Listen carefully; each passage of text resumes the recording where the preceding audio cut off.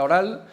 La primera de ellas es la formulada por don Joaquín Macías Rodríguez, cuyo tenor literal es: ¿qué inversiones se comprometen tras la firma de la adhesión a la alianza estratégica del corredor industrial Vía de la Plata? Que será respondida por la directora general de empresa, doña Celina Pérez Casado, a la que damos la bienvenida a esta comisión. Y tiene la palabra el señor Macías Rodríguez para formular la pregunta por tiempo de 3 minutos.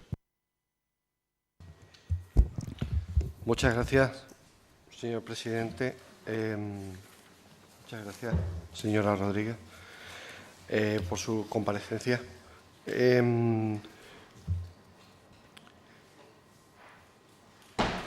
Hemos visto en prensa el mes pasado, en el marco de la presentación del convenio, de la firma para el impulso de lo que se ha llamado el proyecto de Vía Carisa, el corredor industrial de La Plata, que ustedes también planteaban un plan de impulso a las empresas del sector de defensa en genérico, y planteaban ustedes una serie de ejes y una serie de cuestiones generales en un marco que yo creo que no hemos hablado, no hemos discutido, todo sobrevenido, y al menos a nuestro grupo nos plantea muchas dudas muy serias. Pero en todo caso, queríamos saber, y es el motivo por el que le pedimos que comparezca, cuáles son las inversiones que plantea hacer la Junta de Extremadura dentro de este proyecto y dentro de esta línea de reforzar las empresas vinculadas al sector de la defensa, del armamento, y entiendo que de otros elementos más que se están poniendo ahora mismo encima de la mesa. Porque cuando se opta por un aumento del gasto en este tipo de actividad, se está renunciando a hacer esas inversiones en otros sectores que, en nuestra opinión, son más rentables económicamente y son más necesarios socialmente. Pero, como siempre, antes de criticar, queremos conocer, queremos saber qué es lo que se está planteando realmente directamente por parte del Gobierno. No que nos cuenten una versión o lo que leemos, sino lo que ustedes realmente están planteando. Nada más, muchas gracias. Muchas gracias, señor Macías. Para contestar a la pregunta tiene la palabra la señora directora general por tiempo de 10 minutos. Muchas gracias, señor presidente. Señor Macías, permítame que le ponga en antecedentes del sector industrial y empresarial de la defensa para que así podamos evaluar si es rentable o si no es rentable este sector. Mire, vivimos ahora mismo un momento clave para la industria de la defensa en Europa y en España. La prioridad es la autonomía estratégica, y esta autonomía estratégica se está impulsando a través de aumentar lo máximo posible las capacidades industriales de cada uno de los países y, en este caso, de cada una de las regiones.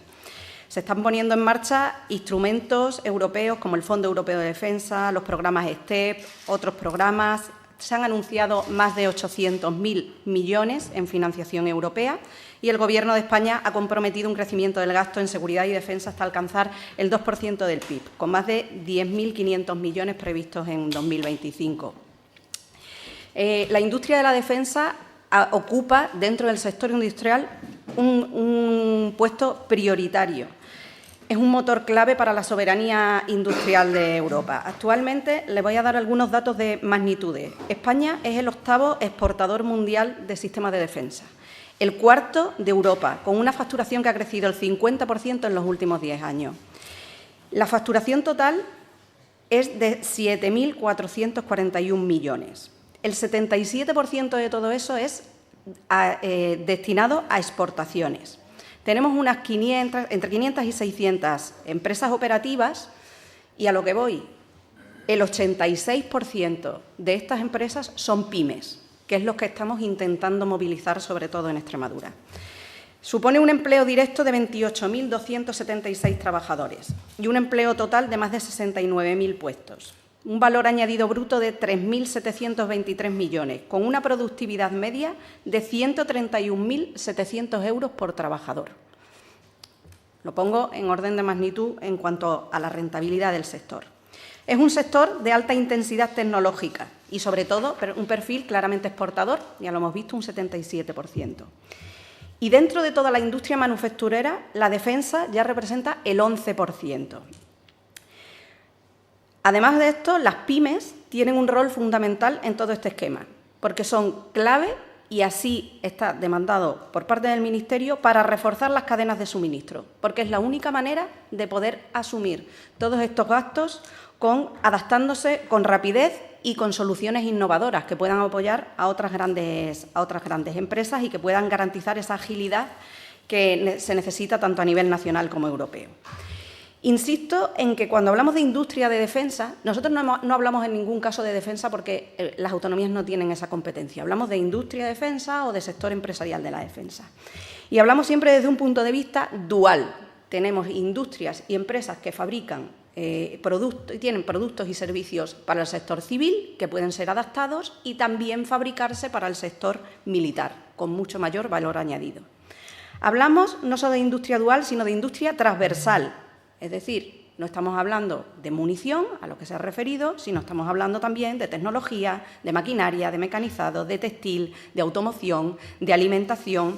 De hecho, solo tiene que ver el catálogo oficial de proveedores del sector de la defensa que están organizados por cada uno de estos sectores que les estoy indicando, entre otros.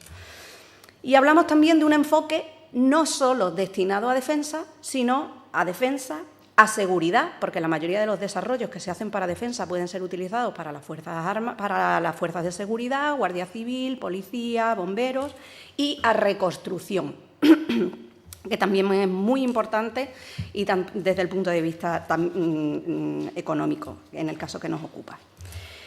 Hablando ahora de Extremadura, es una región con un potencial clave. Sabemos que la presencia ahora mismo de empresas especializadas es limitada, pero sí que tenemos una base sólida. Tenemos infraestructuras militares, luego detallaremos algunas, la base aérea de Talavera, la base de Menacho en Botua, el CEFOT en Cáceres, los radares de Santa Bárbara, etcétera. Tenemos presencia militar, tenemos una empresa tractora, una única empresa tractora que es Rheinmetall, pero muchas otras empresas que están trabajando ya para el sector y otras muchas que pueden adaptarse. Y tenemos un ecosistema en I+D que estamos desarrollando ya todas sus capacidades enfocadas a defensa, con capacidades tecnológicas en energía, en TIC, en ciberseguridad, en biotecnología, en robótica, es decir, un potencial para crecer tremendo en este sector. Como decía, partimos de una presencia directa limitada, pero tenemos una serie de activos que nos posicionan para que seamos un territorio emergente. Ahora mismo, en el último informe anual de Infodefensa, donde se recogen todas las empresas de catálogo, aparecen 13 centros de trabajo de Extremadura vinculados directamente a defensa y como proveedores oficiales de defensa.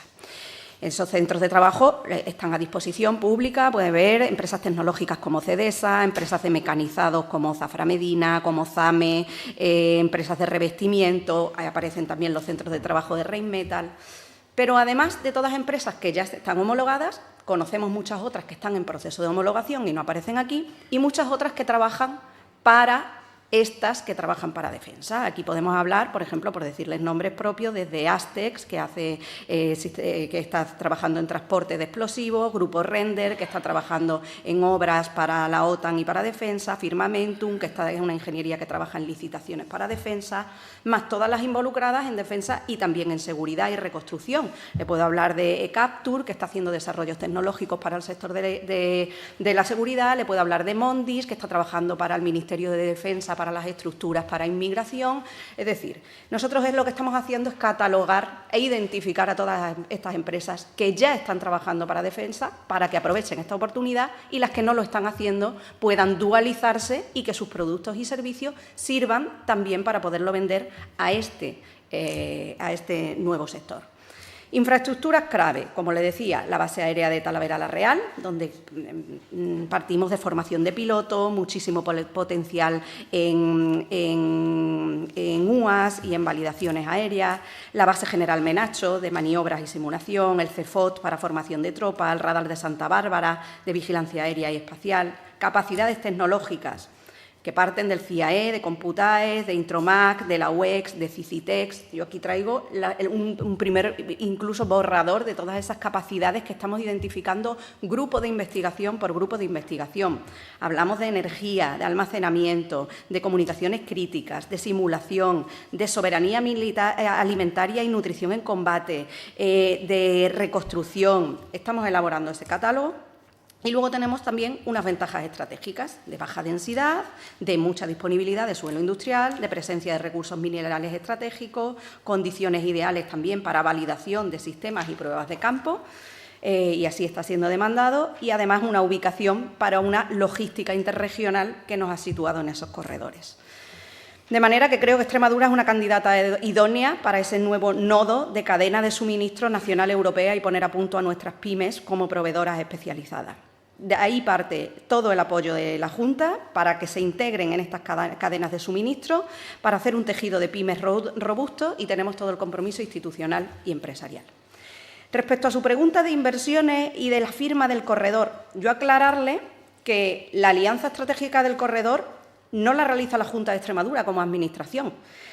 Es una firma que nosotros promovemos, nosotros impulsamos, pero se formaliza entre agentes del tejido empresarial, como ha ocurrido en el resto de las comunidades autónomas. En este caso, Extremadura Avante, las 2 cámaras de comercio y Fundecip PCTEX. Porque no es una red institucional, sino sobre todo es una red de cooperación empresarial y de interlocución empresarial.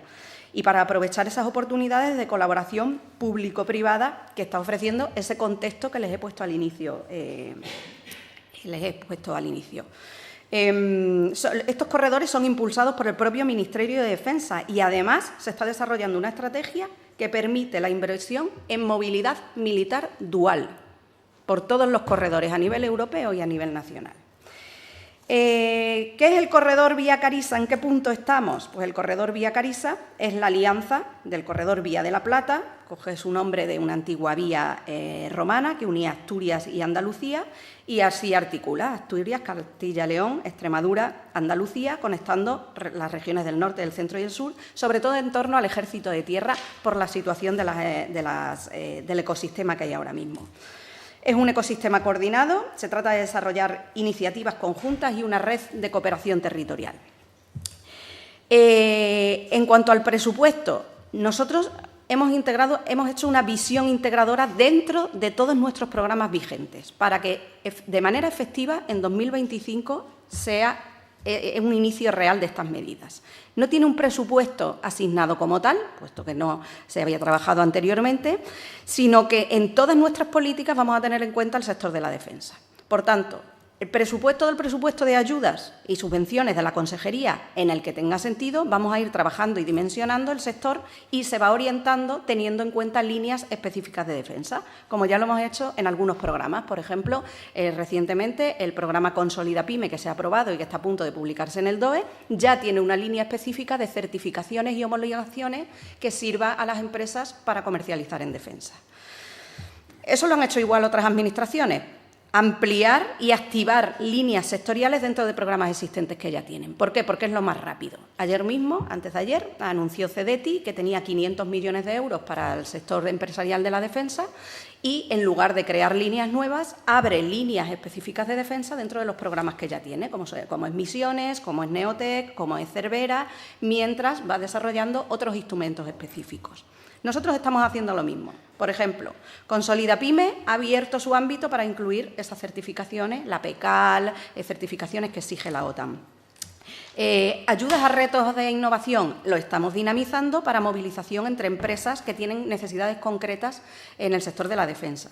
Las próximas ayudas de acceso al mercado se van a ampliar para cubrir procesos de dualización, de validación en entornos reales y de nuevas líneas de producción que puedan dar respuesta a los requerimientos de productos que está solicitando este sector.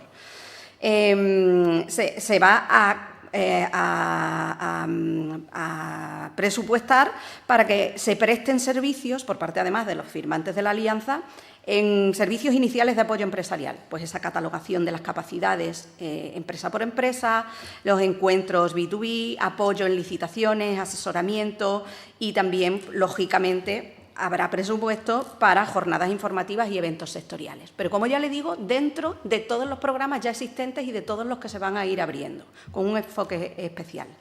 Estamos activando estos mecanismos de forma inmediata, ya le digo, si no se ha publicado hoy, estará a punto de publicarse en estos días Consolida Pyme y lo verá en el resto de ayudas que vayan saliendo.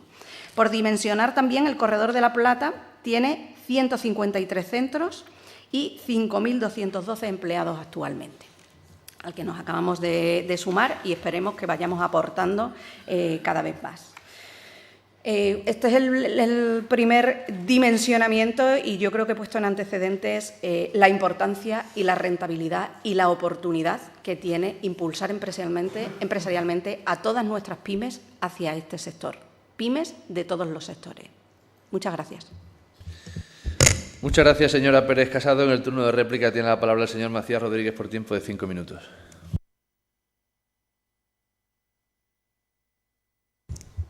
Gracias, señora Pérez Casado, por su exposición, que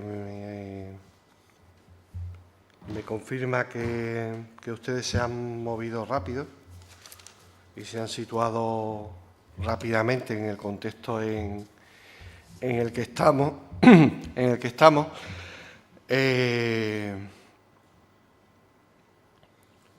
En el contexto en el que estamos, que usted ha empezado hablando precisamente del contexto y ha hablado de la prioridad en estos momentos, la autonomía estratégica para Europa. Ha hablado de los 800.000 millones de euros que la Comisión Europea ha aprobado para el programa de rearme europeo. Creo recordar que supera la cuantía que se puso a disposición en el COVID, que fueron solo de 700.000 millones de euros. Esto lo ha superado. Entonces, la derecha y la extrema derecha criticó que se destinara el dinero al COVID porque era dinero que no teníamos, que íbamos a tener que pedir en los mercados e implicaba dejar a las siguientes generaciones endeudadas. En este caso, parece que no es así, que se ve con muy buenos ojos desde la derecha y la extrema derecha que se hagan estas solicitudes de préstamos en el mercado internacional para un programa de rearme europeo que, en nuestra opinión, no tiene ningún sentido, no tiene ninguna lógica. A día de hoy no sabemos quién nos está amenazando, qué Estado o qué grupo de Estados está amenazando Europa, no sabemos. Más allá de que estemos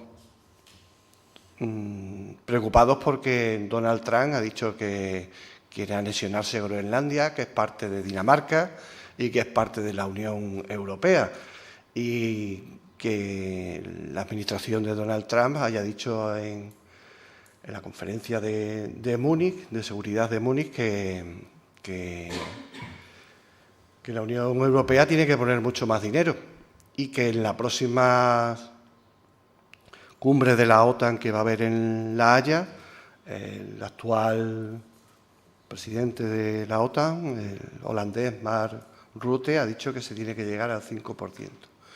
Pero no acabamos de entender para defendernos de quién o de qué. Porque ya digo, los únicos que nos han amenazado han sido, como europeos, han sido la actual administración de Estados Unidos. Y ustedes están planteando que se suman a esa fiebre por la inversión en todo lo relacionado con defensa sin que sepamos muy bien hacia dónde vamos. Ustedes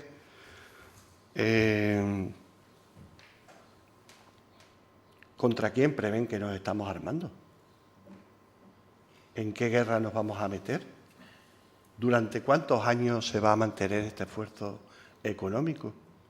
En la Nosotros hemos criticado que el Gobierno esté dispuesto a subir al 2% del Producto Interior Bruto. El Partido Popular Europeo tiene un pacto interno para subir hasta el 3%. Y la OTAN están pidiendo que se suba al 5%. Se verá dentro de un par de semanas, a finales del mes de junio. Después hay otra contradicción evidente. Ustedes hablan de fomentar, y es una contradicción de partida por parte de la Unión Europea. Se habla de rearmar Europa y de tener autonomía estratégica, pero la inmensa mayoría de las empresas grandes, de las empresas tractoras, como usted ha llamado a Rheinmetall, que es la que está aquí en Extremadura, no son empresas. Rheinmetall es una empresa alemana, pero en su accionariado hay grandes fondos de inversión norteamericanos, fondos de gestión de valores norteamericanos, etcétera, etcétera. Es decir, donde es rara la empresa del armamento europea grande que tenga, digamos, un accionariado propio europeo, no digamos ya nacional. Es cierto que nosotros tenemos pequeña y mediana empresa y gente muy especializada y que sabe lo que hace y en muchos casos tiene un uso dual. Pero de ahí a justificar toda una serie de acciones y nada menos que el destinar unas cantidades tan grandes al sector de la defensa hay una distancia enorme. Le agradezco que no nos haya hablado del miedo a que nos ataquen en no sé cuántos minutos, etcétera, etcétera, como me ocurrió con el director general de infraestructura, ¿no? Pero no le acabo de ver el sentido, ni siquiera económico, a toda esta inversión. Todo lo que ustedes están movilizando, y lo han hecho bien, y lo han hecho rápido, y hay efectivamente potencial, pero hay potencial para el crecimiento industrial en Extremadura en muchos otros sectores. Que tienen mucho más sentido a futuro. Esto yo entiendo que es muy goloso que la Unión Europea diga que va a haber 800.000 millones de euros que se van a distribuir y que eso es muy goloso para todas las comunidades y todos los estados. Pero es que no tiene ninguna lógica. Las inversiones que se van a hacer ahí no son inversiones a futuro. Tiene mucho más retorno que hagamos inversiones en infraestructura, en digitalización, en formación, en ayudas a los sectores más punteros para el desarrollo, pero la inversión en defensa, ¿cuánta inversión? ¿Durante cuánto tiempo? ¿Y cuánto vamos a hipotecar? Porque además no solo estamos invirtiendo ahí un dinero que no tenemos y que tenemos que pedir prestado, es que además estamos destinando unos recursos, por ejemplo en minerales estratégicos, que si los dedicamos ahí no nos vamos a dedicar a otras cosas, a otros elementos de uso civil. Ya me estoy pasando, ¿no?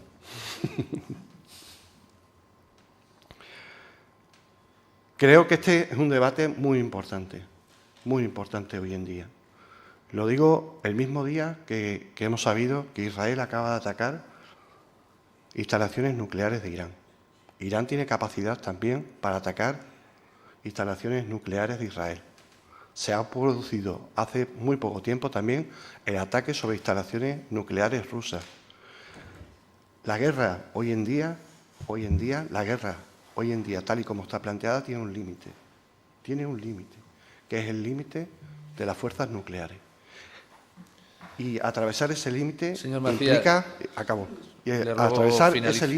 implica la extinción de la humanidad directamente. Entonces, todo lo que estemos aportando en esa línea de escalada armamentista es un disparate, es un suicidio.